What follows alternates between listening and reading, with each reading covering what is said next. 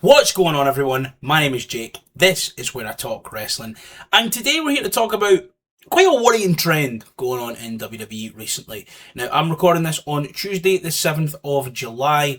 This is the day after Monday Night Raw, obviously last night. I originally meant to record this video yesterday. Some stuff came up through the day.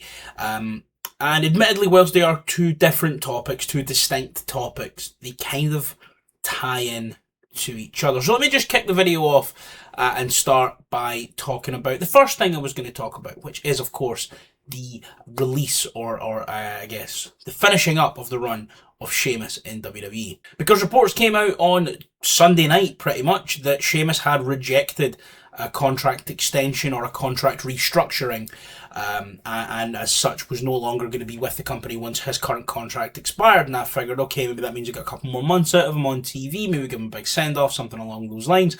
But he was almost immediately then moved off of the active roster section on the website over to the alumni section. And yeah, Sheamus is gone from WWE, which is something I never thought I would say. I'll just be very honest about this. This is incredibly surprising to me.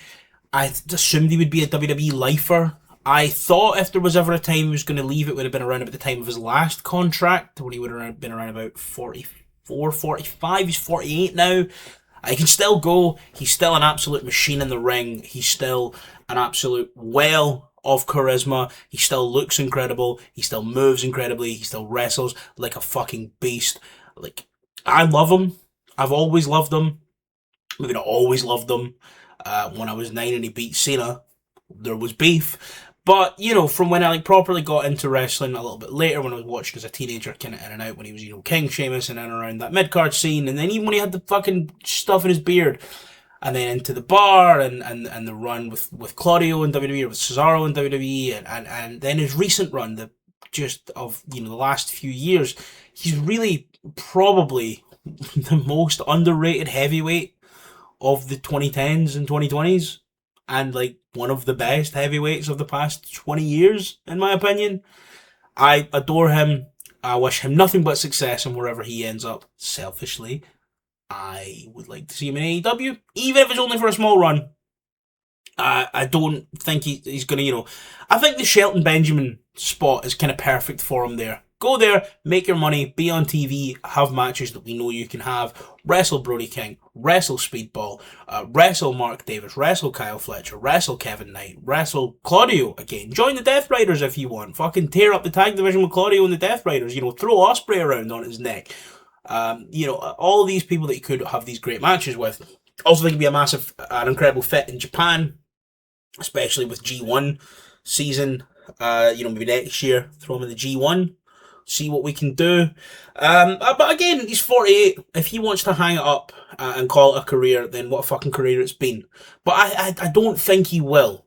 Based on the fact that he didn't just, see this, he's evidently not willing to see this contract out, or they're saying, well, if you're not going to take that, we're going to ship you off. I think he's probably still got more to go. I think he thinks he's got more to go.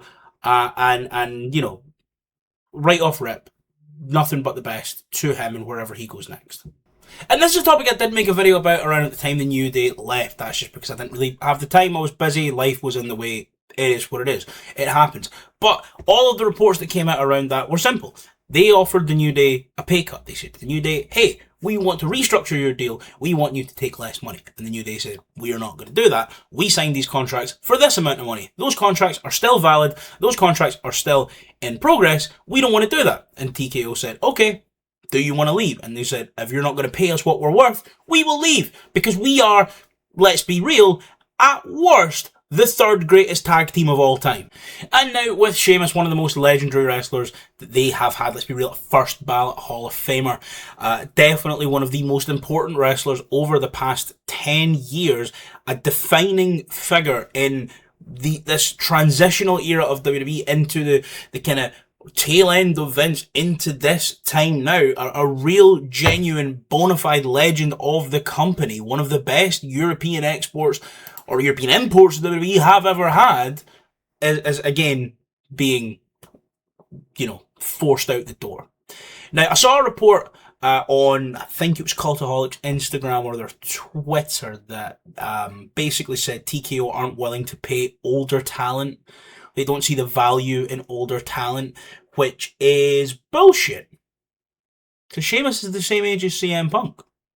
And yeah, you can go on here and you can say, oh, Sheamus doesn't move merch like CM Punk. Sheamus doesn't get the reactions like CM Punk. Yes, he fucking doesn't can. If you put him on TV and you say, this is Sheamus, guess what he's going to do? Have a good match. The people will get excited. And yeah, there's going to be nerds on Twitter that go, I don't want good matches. I don't want my wrestling show to have good wrestling. I want storylines in my wrestling. I want to watch a soap opera. I don't want to see wrestlers do wrestling. And guess what? You don't like wrestling. That's a big continued theme of my discussions of wrestling on this channel. If you view wrestling through that lens, you do not like professional wrestling. And that's okay. It's okay not to like wrestling. Lots of people don't like wrestling. But let's not pretend you like... If you don't like wrestling, you don't have to pretend you like wrestling. If you don't like wrestling, you don't have to watch Monday Night Raw. But you still do. For whatever reason. Maybe it's because you pay Elon £8 a month and he gives you £3 back. Because people will click like and go, I agree, or people will call you an idiot. I won't do that on your tweet because I'm going to give you money. I'll say it here. And if you could comment down below, that'd be lovely. Give me the interaction instead. How about that? That'd be lovely for me. I'd like that. Yeah, so I found the report that Cultaholic posted, and it is from the Wrestling Observer. I'll post a screenshot here. If you want to pause it, you can read it. But essentially, TKO don't think they should be paying money to old talents that they believe to be on a downward trajectory. However, let's be real, most talent in WWE seem to be on a downward trajectory because TKO and the people in charge and the brains in charge of WWE do not know what the fuck they're doing. They're on about money and they only care about ticket sales going up and things like that. But let's be real, ticket sales are on a downward spiral. They didn't sell out WrestleMania for the first time in however long, but it's a record gate because all they care about is leeching every single bit of money out of the fans. All they care about is making wrestling inaccessible to the working man. All they care about is making wrestling inaccessible to the normal fan. So the people that then pay this money, I guess they feel this loyalty. If you've paid £600 to get in the door, well then, yeah, because if you think it's bad, then why have you just paid £600 to get in the door? It's a weird, odd, cyclical, abusive relationship with the consumer that the TKO have with WWE fans, and it's awful and I hate it. And it's a real fucking evil way that they're doing business. They're saying to these talent, hey, you've signed this contract for this amount of money. This is a value that we gave you, that we believed you were worth. However, at this point, we are no longer willing to honour that contract because we have decided you're not good enough anymore, even though we're not giving you the opportunity to prove that you're worth this amount of money. And if you don't like that, you can just get shipped out. And now, here's the other thing regarding these deals and TKO's offers to restructure these deals and essentially telling the talent you need to take a pay cut. Despite the fact they're turning over record profits because all of their shows are taking in record dates because all of their ticket prices are going up and up and up and up and up. So you can no longer afford to go. The thing with the kind of restructuring of these deals is apparently because they don't do house shows anymore. They don't do live events anymore, not to the scale they did. So, for example, maybe you signed your contract a couple of years ago and that contract said you need to wrestle 100 times in the year. I know it's not going to be as high as that 250 as it was back kind of pre-COVID, but let's just say, they're doing tours, they're doing live events. It kind of feels like now the only live events are like the Australia tour and the UK tour. But, let's just say they gave you your contract in 2022 or 2023, and that includes live events, that includes tours, and they say this is for 100 dates a year, and you're going to get paid this much. Now that they're not doing that so much, and maybe your year, they're only saying, well, now you're only really working 30 days a year, take this pay cut. Fair enough. I understand that as to why TKO are offering this. However, you made this decision. This is TKO and WWE's decision to reduce these dates. So, if you offer the talent a deal based on this many dates, and then you decide that they're not going to work this many dates, then offer them this new contract when this one expires. Because the talent didn't decide to stop touring as much. The talent didn't decide that they're not going to be wrestling as much. The talent didn't decide that they're not going to be on the road as much. The business did. And when the business said they were worth this much, and then the business made that decision, then the business decide that you're no longer worth this much. That's not on the talent. That's not on the talent's lack of work ethic. That's not on the talent's lack of wanting or willing. That is all at the feet of TKO and WWE. So yeah, maybe when the time for an extension came round or a renewal came round, they could say, hey, you're not working 100 dates a year anymore. Here is a pay cut because we're no longer paying you to wrestle 100 times a year. But to say in the middle of the contract that TKO said, here you go, that you're going to sign this, you're going to wrestle this much. Oh, you're not wrestling this much because we've decided you're not wrestling this much. Take a lot less money. That's just a spit in the face to the talent that they so clearly do not respect. It's just like an awful way to do business, and with such a good PR swing that WWE had a couple years ago, like 2022, 2023 time, and even into 24, they are so good at just tanking any positive PR they have. Giving incredible wrestlers to the competition with stuff, with miles in the tank and something to prove is a great business model. That's very clearly the way that you should be operating your wrestling company. And yeah, listen, they dangled the carrot of that IC title for Sheamus as Grand Slam for years now, and then dumped him off. And I just think it's a horrible way to treat talent. And speaking of that, let's be honest, this is the segue. The exact same thing happened with Sami Zayn. They took what was one of the hottest baby faces in professional wrestling a couple of years ago, put him in kind of nothing feuds, had him turn pseudo heel again because they kept putting him in against the Catchphrase Brigade's bravest soldiers, meanwhile keeping people like Ilya Dragunov off TV, even though he was injured, but when he was cleared of injury, keeping him off TV or never giving him a real sustained or exciting push. For the most part, and as I say, the Catchphrase Brigade were saying, well, Sammy's not got a catchphrase. He doesn't have no warning shot bow. He's bad at professional wrestling. They finally give him this championship. He gets 9 days with it, and he drops it to Punk. Now, Punk is one of my all-time favourite wrestlers. I make no secret about that. If you know anything about me, you should know that I fucking love CM Punk. But I'm taking the title off Sammy for no other reason than seemingly to punish him for getting over on his own is kind of crazy. You had him win it flukily after being inserted in a story that was bullshit and neutering Gunther again for being over and good at wrestling, probably.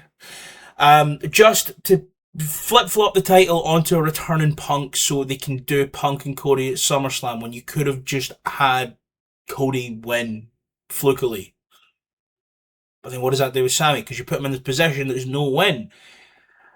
A match like Cody and Punk doesn't need the championship. You finally give Sammy his championship, a fan favourite for years, someone who has toiled and given everything to this company, a man that, let's be real, should have dethroned Roman Reigns. Our WrestleMania main event are one of the single greatest professional wrestlers to ever lace up the boots in the World Wrestling Federation, and they say, here's a 9-day reign, what's the highlight going to be? A couple of videos you'll post on Twitter. And with everything that happened with Sammy, he has been there grinding for years. He has inserted himself into everything, and he has done all he can. And he was turned heel, Sammy Hogan, because he was having good matches for a crowd that don't appreciate good wrestling, but still managed to stay over, still managed to stay relevant, still managed to keep clawing and scratching. And when he won that championship, it's the closest thing WWE's had to a universally praised moment in so long. Everywhere I looked, everyone was so happy that Sammy was the champion. Everyone was so happy. And even though we knew in our heart of hearts he wasn't going to hold it forever, even though we knew this was like Darby Allin to win it for the big moment, this is the guy, this guy bleeds AEW in Darby's case, WWE in Sammy's case. This is a big moment for all these fans who've invested all this time into him. We knew that was never going to last long. Darby's reign lasted 39 days, but it's one of the most memorable and arguably top 5 AEW World Championship reigns ever. Sammy got 9 days to drop it to a returning Punk so Punk can go into a match with Cody that, as I said, doesn't need the championship. And if you want to put that title on Punk and you don't want to feed the loss to Cody, why have Cody get pinned by Sammy anyway? Because they're just going to do Cody and Punk, and Sammy's probably not going to be in that match. And it just feels like Feels like a speed running of the Kofi Kingston Championship reign. Again, to bring it back to the New Day, WWE fucking hate their talent and do not respect their talent. The way that TKO view pro wrestling as, and evidently this regime under the TKO banner view pro wrestling as what's the moment? Oh, this didn't get 1 million views on social media. Oh, this is gonna take time. This is something that's gonna take some planning. Well, I don't care about that because it's today. There's a show on today. It has to happen today. It's just an awful way to view pro wrestling. And anytime they do make a genuine moment, like Oba retiring the piss man, they bring the piss man back to cut Oba's legs out from under him. And then they give Oba the king of the ring. And he says, I don't want my championship shot now. I need to kill the piss man. And like, yeah, I'm gonna have fun in that match. Two big whores. But I fucking hate Brock. Why is he still in the company? The way that WWE are conducting their business in the year 2026 is so baffling. They're asking talent to take pay cuts. Triple H is repeatedly telling the fans, watch the product, do not criticize the product. You can't have feelings on the product because you are not in charge of it. And then people on the internet agree. People on the internet go out there and they say, yeah, you've never been in the writer's room, so you don't know that the wrestling's bad. I'm watching it. I'm watching it as a consumer. Did you criticise Game of Thrones when it was dog shit? You probably did. Did you criticise the show like Community when it got worse? You probably did. Were you in the writer's room? Were you in there with Dan Harmon and Chevy Chase saying slurs? No. So under that logic, I should love Community Season 6. I don't. Under that logic, I should like the way that Game of Thrones ended. I don't. With that logic, I should like the movie The French Dispatch. Guess what? I don't. It is perfectly normal and rational for the consumer of an entertainment product to want the product to be good if they're invested in it. So why the fuck is it a problem if we say WWE have dropped the ball? You big, bald, big-nosed fraud. I'm just so fucking stressed out by WWE. They're spitting in the face of some of the most legendary talents. They're spitting in the face of the fans. They're spitting in the face of the talents who have given the most to this company. And then they say, oh, and then people, nerds online go, well, how many t-shirts did he sell? I just think it's a dangerous and bad precedent to set, and it's a dangerous and bad road to continue down. And at the end of the day, AEW is not going to be able to take everyone on. I do think they should look at Sheamus, even if it's for like a backstage role. He has an incredible mind for professional wrestling. He's obviously not going to go to TNA. TNA are fucking paying people with expired Amazon gift cards at this point. And you know, I think he'd have an amazing time in Japan. I'd love to see him go to Japan. I think his indie run is going to be incredible. I'd love to see him go to places like OTT and ICW and Progress and WXW and kind of do the European indie circuit and do all these incredible promotions and have these matches with the incredible talent out here. But if WWE and TKO continue to run it this way and say, well, we don't see value in you because you're getting old, even though now the champion is, I believe, he's the same age as Sheamus, it's a lot. And don't let this, you know, seem like I'm being anti-Punk. I would never. That's my guy. I just think that the way they're conducting their business and the way that they are treating their talent and the way that they're treating the fans who invest in these talents, and I don't know, man. Like wrestling's not that hard. I understand there are egos in wrestling, and there are people who say, well, I shouldn't be losing to this guy because of this. But by all accounts, that kind of seems to have died out in recent years because all wrestlers are nerds now. Because they grew up watching wrestling, which is, again, for nerds. It feels so counterintuitive as a way to run a business. See, people that our audience love and who have had legendary careers here, who will always get reactions no matter what, who can get a good match out of anyone, and we're just going to leave them off. They had that IC title on Dominic Mysterio for the guts of a year, doing pretty much nothing with it because they don't really know what to do with Dominic Mysterio because he's too cool and beast for them. You know, you could have had Sheamus in there with him to finally win his IC and complete his Grand Slam. I know that was Cena, but he just won it back. You could have fucking put Sheamus in with him at Mania. I know it wouldn't have felt as large and as grand as if he had beat Gunther for it, but still, he's the most Intercontinental Champion of all time that's never held it. It's like when Sanjay Dutt didn't hold the X Division Championship for years. I don't know. It's just weird. And anytime I criticise WWE, and anytime I criticise TKO, and anytime I criticise Paul Levesque, and anytime I criticise just or Brock, or WWE's booking, or WWE's business practices, people inevitably find the video and they say, "You made $1 billion. You've not made $1 billion." I want to go Seth Rollins there. But people always inevitably come in and say, "Well, you've not made $1 billion. You don't work for the $1 billion company. You don't know what it's like. Stand up for WWE. Leave the $1 billion company alone." But it's completely okay and fair and good as a fan to be critical of the product. And I think it's a time to be incredibly critical of the product and to be incredibly critical of the corporation. So I'll leave it at that.